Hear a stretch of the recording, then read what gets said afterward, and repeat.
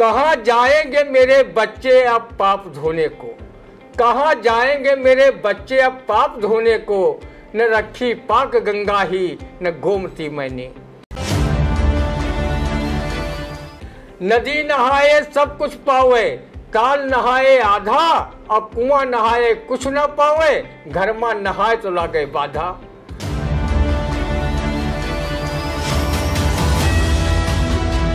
नमस्कार, स्वागत है आप सभी का इंडिया के खास कार्यक्रम रंदा में। खबरों पर रंदा चलाने के लिए इंडिया के स्टूडियो में मौजूद है वरिष्ठ पत्रकार, कवि एवं रंगकर्मी ज्ञान प्रकाश सिंह प्रतीक जी। तो प्रतीक जी, आपका बहुत बहुत स्वागत है इंडिया के स्टूडियो में। आज की पहली खबर जिस पर रंदा चलने वाला है उसकी सुनाते हैं। सुप्रीम कोर्ट के स्पष्ट दिशा निर्देश, बुलडोजर कार्रवाई असंवैधानिक, जज नहीं बन सकते अधिकारी, कहा आरोपी या दोषी होने पर किसी का घर नहीं गिरा सकते, कार्यपालिका मनमानी करती है तो सख्ती से निपटना होगा। फिलहाल योगी बाबा के बुलडोजर यानी कि बाबा के बुलडोजर पर सुप्रीम कोर्ट ने अब लगाम लगाई है। इस लगाम पर क्या कहेगा रंदा, सुनते हैं। आखिर निकल ही गई योगी सरकार की बुलडोजर संस्कृत वाली हेकड़ी। समझो सुप्रीम कोर्ट के आदेश से बुलडोजर की ऐसी हवा निकली कि वो अब कोमा की स्थिति में जाने को मजबूर हो गया है। भाजपाई सम्मेलनों और उसके चुनावी सभाओं में वो स्टेटस सिंबल बना हुआ था। कई भाजपा शासित राज्यों में योगी सरकार की देखा देखी बुलडोजर को ही संविधान व कानून से ऊपर मानकर आरोपियों और दोषियों के मकान बिना नोटिस के ही गिराने लगे थे। बुलडोजर का खौफ लोगों के सिर पर चढ़कर बोलने लगा था, लेकिन सुप्रीम कोर्ट के आदेश से बुलडोजर व उसको अपने आदेशों पर चलवाने वाले शासन प्रशासन में बैठे लोगों की चिट्टी पिट्टी गुम हो गई है। रंदा ने एक बार अपने कार्यक्रम में कहा था, अगर न्याय बुलडोजर करेगा तो न्यायपालिका में बैठे जज व वकील क्या करेंगे। उच्चतम न्यायालय द्वारा जो निर्णय दिया गया वो वास्तव में स्वागत योग्य है। प्रत्येक मनुष्य का सपना होता है कि वो एक घर बनाए, लेकिन जब कोई उसका घर गिरा देता है तो उसका व उसके परिवार का सपना ही टूटकर बिखर जाता है। सुप्रीम कोर्ट अगर ये फैसला कहीं पहले ले लेता तो शायद योगी सरकार की बुलडोजर संस्कृत न पनपती और न ही सिर्फ आरोप लगाने से किसी के घर व दुकानें धराशायी होते। शासन प्रशासन में बैठे लोग राजनीतिक विध्वंस तो अपने विरोधियों के मकान धराशायी करवा रहे हैं, लेकिन सरकारी जमीनों पर जो अतिक्रमण कर पक्के निर्माण कराए हुए हैं उन पर शासन प्रशासन मेहरबान क्यों है, सहज ही अंदाजा लगा सकते हैं। इन्हें नोटिस देकर हटाया क्यों नहीं जा रहा। सीतापुर का ऐसा कोई मार्ग नहीं है जहां पर लोगों ने अतिक्रमण कर पक्के निर्माण न करा लिए हों। जिस दिन सरकारी जमीनों से अतिक्रमण हट जाएगा और पक्के निर्माण ढहा दिए जाएंगे, रंदा उस दिन जनहित में शासन प्रशासन में बैठे लोगों की आरती ओम जय जगदीश हरे की तर्ज पर गाकर उतारेगा, नहीं तो उन्हें अपने शब्दों से लानत भेजता रहेगा। बिल्कुल। तो देखिए, सुप्रीम कोर्ट ने जो है बाबा के बुलडोजर पर लगाम लगाई है और बड़ा पैगाम दिया है कि अब अगर बुलडोजर चलता है तो न्यायपालिका क्या करेगी। और रंदा ने पहले भी एक खबर चलाई थी और रंदा में अपने बताया था कि अगर बुलडोजर चलेगा बाबा का तो न्यायपालिका और वकील किस लिए बैठे हैं। फिलहाल जो सुप्रीम कोर्ट ने आदेश दिया है, बुलडोजर पे लगाम लगाई है और कैसे बताया है कहाँ गरजना है कहाँ नहीं गरजना है। फिलहाल अब कुछ तो राहत मिलेगी। लोगों का सपना होता है कि उनका एक मकान अपना हो और उस मकान को अगर तोड़ देते हैं तो सपना चकनाचूर हो जाता है। फिलहाल अगली खबर, एक कथावाचक ने अपने प्रवचन में कहा, भैया दूज पर अगर यमुना में स्नान करें तो मरने के बाद यमराज उसे दंड नहीं देते। अब भाई, अगर यमुना में स्नान करने पर यमराज दंड नहीं देंगे तो फिर लोग अपराध करते रहेंगे। रंदा जी, क्या कहना है आपका? आदरणीय कथावाचक जी, आपने तो रंदा के मुंह की बात सनातनी ढंग से छीन ली। रंदा ने भी ये बात कई धार्मिक वक्ताओं के मुंह से भी सुनी है। रंदा यमुना में स्नान करने नहीं पहुंच पाता था, लेकिन सीतापुर की सराय नदी में नाग पकड़कर 2-4 डुबकी मार लेता था। काश यमुना मैया की तरह ही सीतापुर की जीवनदायिनी नदी सरायन भी यमराज की सगी के बजाय कहीं ममेरी, फुफेरी, चचेरी या मुंहबोली बहन ही होती तो रंदा भारी प्रदूषण के बाद भी यमत्रास के भय से इसमें स्नान कर पुण्य का भागी बनता तथा पंडा पुरोहितों को दान पुण्य कर सनातनी होने का पूरा स्वांग रचता। लेकिन जब से सराय नदी को एक नेताजी की नजर लगी, उन्होंने इसे नदी से नाला घोषित करवा दिया। फिर क्या था, भूमाफियाओं की चांदी हो गई और नदी को पाट पाट कर प्लाटिंग होने लगी। बचे खुचे सराय नदी के क्षेत्रफल में पानी का कम और सिल्ट ज्यादा हो गई, जिससे उसके जल स्रोत बंद हो गए। यही हाल रहा तो 2-4 साल में सराय नदी का अस्तित्व ही समाप्त हो जाएगा और लोग बरसों बाद कहेंगे सीतापुर में एक नदी थी, उसका नाम था सरायन। नेताजी को सरायन का श्राप लगा कि वो 2 बार से चुनाव में हार कर पटरा हो रहे हैं। सरायन को संवारने के लिए 2 नेता के रूप में सरायन पुत्र आगे आए, जिसमें पूर्व नगर पालिका चेयरमैन आशीष मिश्रा एडवोकेट तथा दूसरे मौजूदा सांसद राकेश राठौर, जिन्होंने इसमें भरी पड़ी सिल्ट की सफाई कराई और सौंदर्यीकरण कराने के लिए उसके किनारे पटवाए। विधायक के रूप में ये काम राकेश राठौर ने कराया था। सरायन के आशीर्वाद से आज वो सांसद की कुर्सी पर शोभायमान होकर जनसेवा कर रहे हैं। वहीं आशीष मिश्रा भले दोबारा चुनाव नहीं जीते, लेकिन हिंदी सभा जैसी प्रतिष्ठित संस्था का अध्यक्ष बनकर उन्होंने अपनी कीर्ति पताका साहित्य जगत में फहराई है। वो अच्छे वक्ता के साथ अच्छे अधिवक्ता भी हैं। सराय नदी की जमीन पर अपनी नजरें गड़ाने वाला एक माफिया आज मारा फिर रहा है। उसकी करोड़ों की संपत्ति प्रशासन सीज कर चुका है और जब्तीकरण के फेर में वो संपत्ति फंस गई है। अगर सराय नदी स्वच्छ व साफ सुथरी होती तो रंदा भी उसमें खूब स्नान करता। स्नान करने के समय वो ये काव्य पंक्तियां भी गुनगुनाता। नदी नहाए सब कुछ पावे, काल नहाए आधा, अब कुआं नहाए कुछ न पावे, घर में नहाए तो लागे बाधा। वैसे जब देव नदियां कही जाने वाली गंगा, यमुना, गोमती प्रदूषित होने से नहीं बच पाई तो रंदा सरायन के विषय में ज्यादा कुछ क्या कहे। शायद महफूज रहमानी ने अपने इस शेर में गंगा गोमती के प्रदूषण पर कहा है, कहाँ जाएंगे मेरे बच्चे अब पाप धोने को, कहाँ जाएंगे मेरे बच्चे अब पाप धोने को, न रखी पाक गंगा ही न गोमती मैंने। बिल्कुल, न रखी पाक गंगा ही न मैंने गोमती मैंने। कहाँ जाएंगे मेरे बच्चे पाप धोने को, न रखी पाक गंगा ही न गोमती मैंने। फिलहाल जिस तरह से कथावाचक जी ने कहा है कि यमुना में नहाने से, यमुना नदी में अगर आप स्नान करते हैं तो जो आपके दंड होंगे उन्हें यमराज जो वहाँ पे दंड नहीं देगा, मतलब यमराज जो है दंड नहीं देगा। फिलहाल रंदा ने बिल्कुल सही कहा कि सीतापुर में जो सराय नदी है, जीवनदायिनी नदी, अब वो उसे नाला घोषित करा दिया गया था पहले। और सीतापुर के 2 नेता, एक पूर्व नगर पालिका चेयरमैन जो आशीष मिश्रा हैं, उन्होंने इस नदी की साफ सफाई के लिए किया था। और वही मौजूदा सीतापुर के सांसद, जब वो भाजपा से विधायक थे राकेश राठौर, तब उन्होंने सफाई कराई थी और इसको पूरा एक सौंदर्यीकरण के बारे में बताया था, कैसे प्लान होगा, लोग यहाँ पे टहलने भी आएंगे, वॉक करने आएंगे, पूरा एक प्रोस्पेक्टर उन्होंने तैयार किया था और बड़ा अच्छा सौंदर्यीकरण का काम किया था। लेकिन फिर भी अभी जीवनदायिनी सराय नदी नहीं बन पा रही है। फिलहाल क्या कहें, जब गंगा और गोमती प्रदूषित हो रही है तो सराय नदी पर कौन ध्यान दे। फिलहाल अगली खबर, सीतापुर जिले के ब्लॉक गोंदला मऊ अंतर्गत कंपोजिट विद्यालय अमटा मऊ के प्रधानाध्यापक चंद्रकांत अवस्थी ने विद्यालय परिसर में जलवा दी सरकारी पुस्तकें। ये बड़ा मामला है, सरकारी पुस्तकें जलवाना। इस पुस्तकें पर क्या कहेंगे, रंदा सुनते हैं। पुस्तकें जलवाने के पहले शायद प्रधानाध्यापक जी को कबीर दास का यह दोहा याद आ गया हो, पोथी पढ़ जग मुआ पंडित भयान कोय, ढाई आखर प्रेम का पढ़े सो पंडित हो।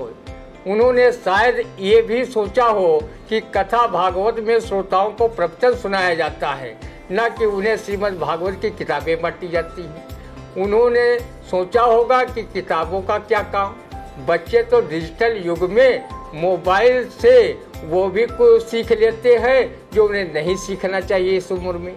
तो फिर पुस्तकों का बोझ उनके कंधों पर क्यों लदवाया जाए और पढ़ाने की जहमत क्यों उठाई जाए।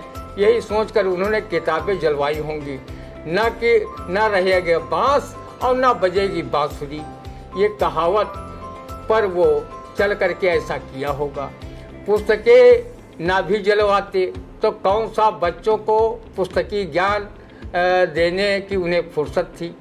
वो एमडीएम देखे या पढ़ाई के अलावा निजी व अन्य सरकारी कामकाज देखे। ऐसे गुरुओं के चलते ही कक्षा 5 तक के बच्चे ना तो ठीक से अपनी मातृभाषा हिंदी पढ़ पाते हैं और ना उन्हें 20 तक का पहाड़ा ही याद है। अगर परिषदीय विद्यालय दिल्ली की तर्ज पर सही से शिक्षा दीक्षा दिलाते तो फिर पब्लिक स्कूल जगह जगह कुकुर मुत्तों की तरह न उगे मिलते और न ही अभिभावकों का अंग्रेजी शिक्षा के नाम पर आर्थिक शोषण होता। रंदा हमेशा बच्चों की पढ़ाई लिखाई पर बल देता रहा है।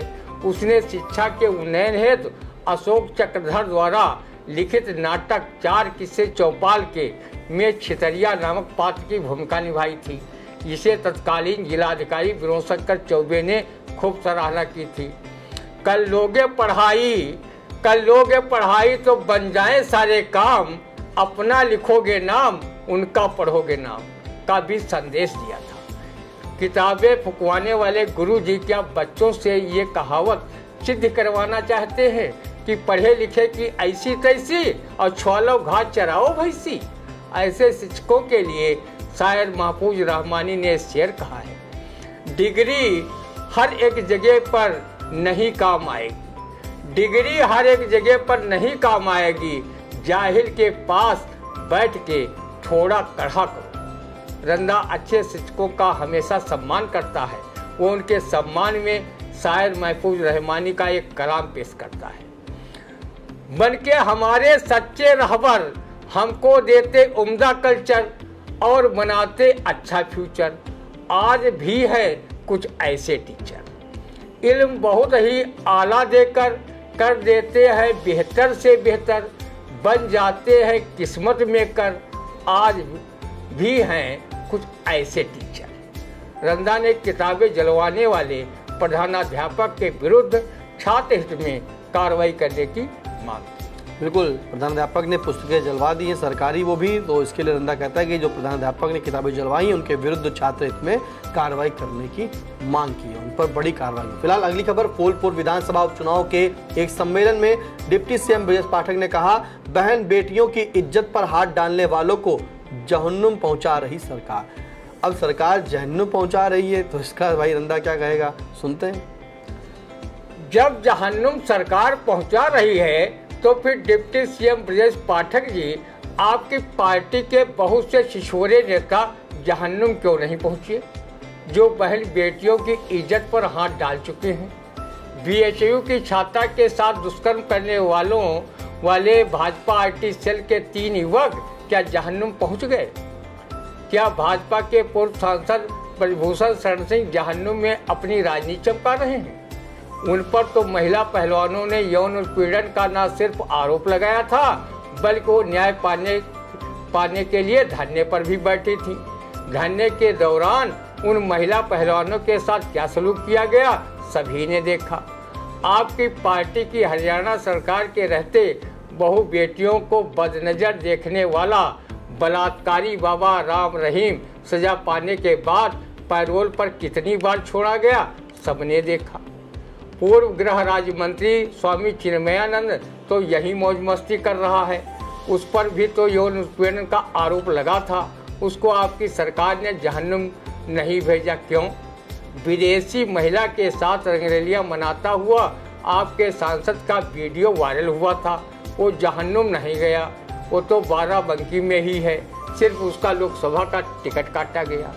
आप ही बताइए, उन्नाव का कुलदीप सिंह सेंगर जो आपकी पार्टी का विधायक रहा है वो तो बलात्कार के मामले में सजा काट रहा है, वो तो जेल के बजाय जहन्नुम क्यों नहीं गया? आदरणीय पाठक जी, रंदा ने ये कहावत सुनी है कि अपने काने पूत को कोई काना नहीं कहता, तो आप राजनीतिक लवादे में सच कैसे बोल रहे? रंदा जानता है कि आपके नेता कैसा एवरेस्टी संस्कार रखते हैं। हाँ, विपक्ष के नेताओं पर आप जो चाहे आरोप लगाने के लिए स्वतंत्र हैं।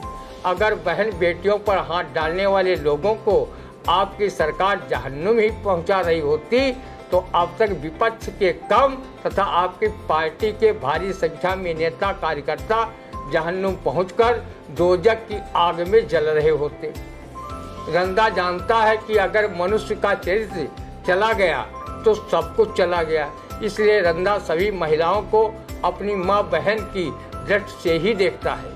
उसने विश्राम सागर में पढ़ रखा है कि परश्रे को जो कुदिष्ट निहारे ताकि आँखी काग निकारे।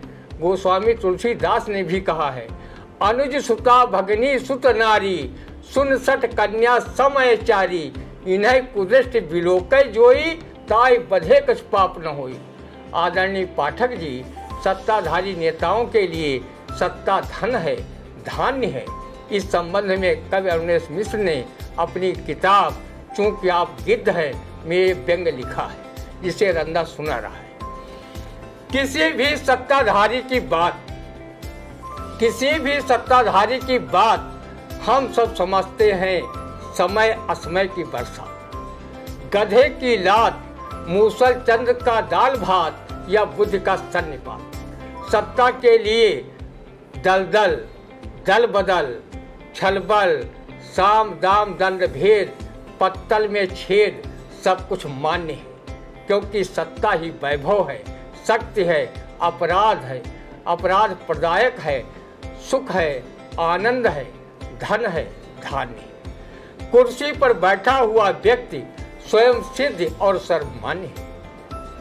समझदार लोग अपनी समझ को दूसरे के चरणों में रखकर इसी रास्ते पर चले हैं और अपने को शेर कहने वाले भी सुअर के बाड़े में पले हैं, आज भी पल रहे हैं। ये अंधकार के पुरोधा हैं, लेकिन समझते हैं हम समय के दीपक हैं, रोशनी बांटते हुए जल रहे हैं, रोशनी बांटते हुए चल रहे हैं, रोशनी बांटते हुए चल रहे हैं। फिलहाल आपको बता दें कि डिप्टी सीएम ब्रजेश पाठक ने कहा है कि जो इस तरह के महिलाओं से जो छेड़छाड़ करने वाले अपराधी हैं उन्हें जहन्नुम सरकार भेज रही है। लेकिन रंदा कहता है कि अगर ऐसा होता तो विपक्ष के कम और आपकी ही पार्टी यानी कि भारतीय जनता पार्टी के ही नेता जहन्नुम में होते हैं। तो इसलिए राजनीति के शब्द हैं और जहन्नुम कौन जा रहा है कौन नहीं ये तो देख ही रहे हैं।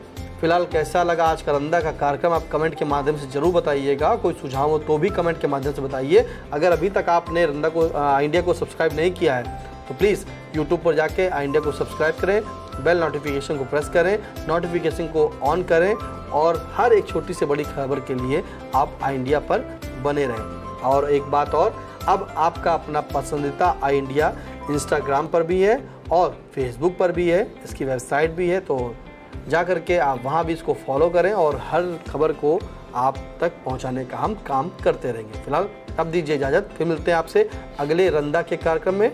नमस्कार।